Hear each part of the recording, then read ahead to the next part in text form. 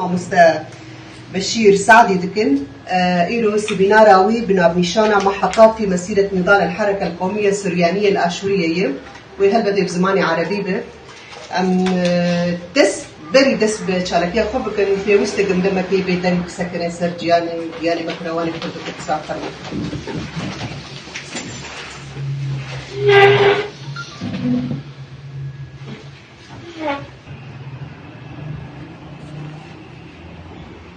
ليسا وأم كيف فشلم أنا ليه بهداري بكن تفضل أستاذ. أولا مساء الخير روج باش وننشر باللغات الرسمية ثلاث في شرق شمال سوريا. الحقيقة أنا أشكر يعني الإدارة في اتحاد فرق كردستان سوريا لدعوتنا لتقديم هالمحاضرة. أنا أعتقد أنه هالمحاضرة هي محاضرة تعريفية بواقع نشوء الحركة القومية الآشورية ومعاناتها والمأساة اللي مرت يعني خصوصا في العراق قبل في حيكار في أرمي. وموضوع السيف بده يكون كمان واحد من العناوين الحقيقة. الغاية هي تعريف النخب الثقافية الكردية بواقع الحركة القومية السريانية الآشورية. نحن كلتنا كنخب، أنا واحد منهم يعني، نعاني من نقص في المعلومات والتعرف على ثقافات بعضنا البعض. حتى ممكن على الثقافة الخاصة في كياننا نحن عندنا نقص فيه يعني مو كل كردي يعرف كل شيء حول القضية الكردية والتاريخ الكردي والثقافة الكردية، ولا كل واحد سرياني أشو يعرف على القضية، وكتنين يمكن ما نعرف عن الأمن ما يجب أن نعرفه يعني. فطالما نحن شركاء في هذا الأرض، في هذا الوطن المشترك، ومصيرنا خصوصا هذا واجب على المثقفين الشركاء بأن نعيش مع بعضنا في المشترك. حقيقة المحاضرة هي مختصر جدا على العناوين اللي ذكرتها يعني، وكل واحدة منهم تحتاج إلى محاضرة مستقلة. وأنا عندي محاضرات سبق قدمناها لرفاقنا كمان، هي على الباوربوينت ممكن تكون فعالة أكثر يعني لما الواحد يشوف الصورة ويشوف البيانات على الشاشة يعني. على كل حال نشوء الوعي القومي والحركة القومية، الفكر القومي اللي نشأ في أوروبا خصوصا بعد معاهدة ويستفاليا 1648 معروفة يعني، بعد الحرب الأهلية الألمانية يعني، وبعد الأفكار اللي صدرت بعد الثورة الفرنسية والأمريكية، حتى حملة نابليون وحملة إبراهيم باشا وعصر الأنوار، كل هالفكر القومي الحديث يعني وصل بشكل أو بآخر لمكونات وشعوب الإمبراطورية العثمانية. بس كانت تتحين الشعوب الحقيقة الفرصة لحتى تعبر عن نفسها يعني. طبعا كان في مظالم وفي استبداد يعني في أيام السلطنة العثمانية، خصوصا مرحلة عبد الحميد الأحمر السلطان الأحمر.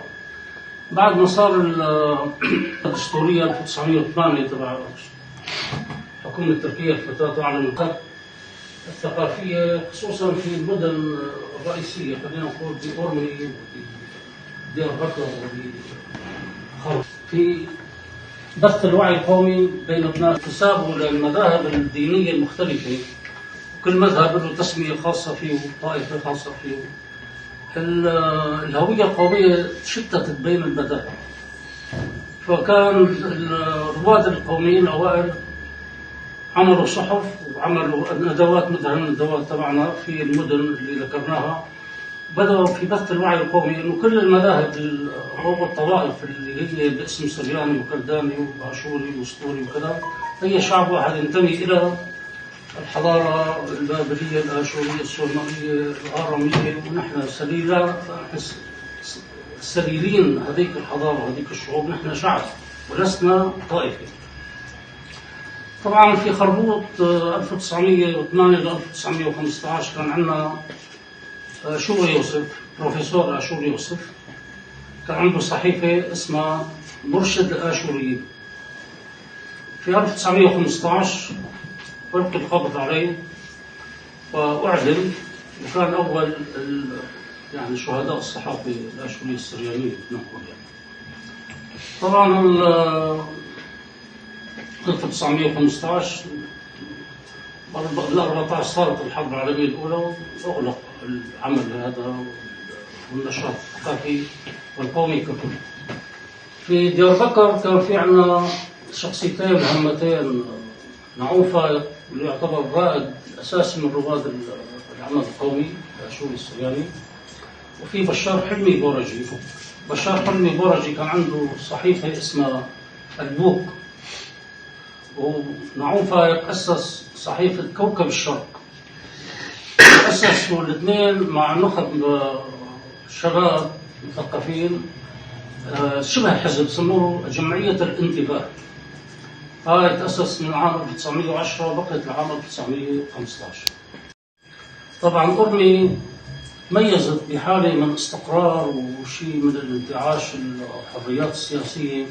أسبابها شو كان؟ يعني اطلاع كامل عليها.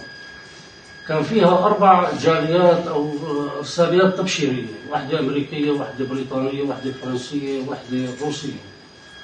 وهذول الجاليات التبشيرية كل جالية كان عندها غايتها جلب مريدين لها، يعني تأسيس طوائف مستقلة في أورمي.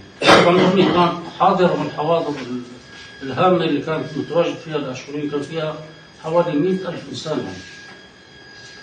طبعا صدر 4 صحف. كانت أول صحيفة اسمها زهريرة بهرة 1839، وصدر كمان صحيفة 4 صحف ثانية، وهذول كانوا صحف كل صحيفة يعني تكون ناطقة باسم الإرسالية اللي هي عم تدعمها. مثلا صحيفة زهريرة بهرة كانت مدعومة من الإرسالية الأمريكية. صحيفة أورمي أرثوذكسيتا أو أورميا الأرثوذكسية كانت تدعمها الإرسالية الروسية. وفي صحيفة ثانية اسمها أخبار من آثور تدعمها الإرسالية الفرنسية ولما جرى. بس ولكن كان في مجموعة من الشباب والنخب القومية الثقافية مثل ما يعني بدنا نقول، قالوا نحن بدنا نعمل صحف قومية تتكلم باسم الشعب وتبحث على الوحدة وعلى مطالبة بالحقوق، ونحن بالفعل ما لنا علاقة بالصحف اللي تهتم فقط بقضايا اجتماعية وثقافية يعني.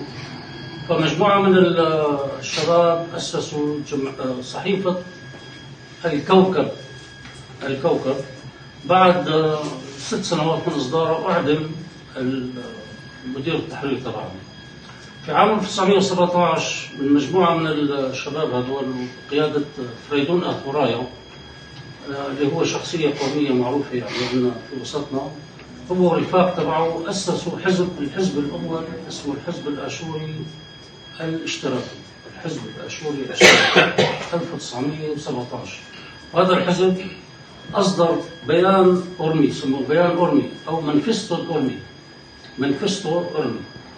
حقيقة فيه يعني برنامج عملية تشكيل حكم ذاتي للآشوريين يشمل أورمي ويشمل حيكاري ويشمل فرعبدين وشمال، ارتبط في فيدرالية مع روسيا آنذاك، طبعا قبل الثورة الاشتراكية.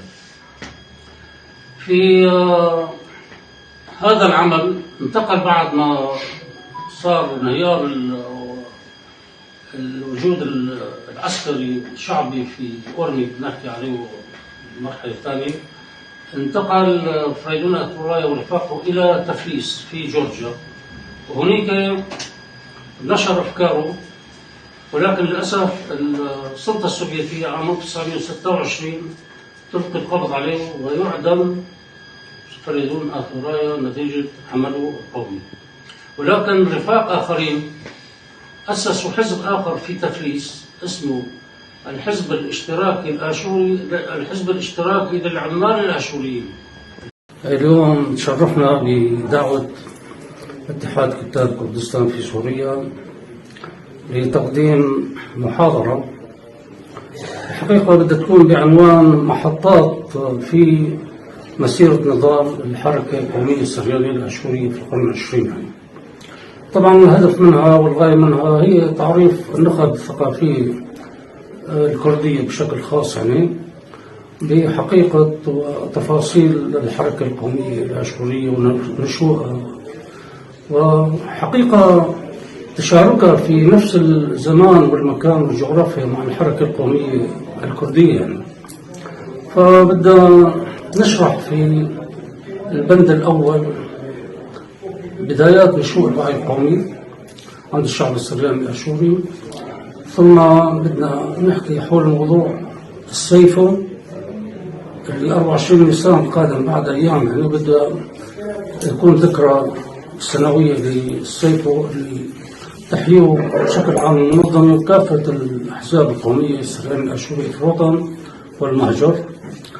كمان بدي انتقل لواقع الحركة القومية الآشورية في أورمي، وبعدين في تبليسي في جورجيا، وأيضا الانهيار اللي صار في الحركة القومية الآشورية في حيكاري، انتقالا من حيكاري إلى أورمي وبالتالي إلى العراق، وكيف تم يعني مسيرة مأساوية للآشوريين في العراق نتيجة خيانة البريطانيين لوعودهم للآشوريين في إقامة حكم ذاتي لهم في العراق.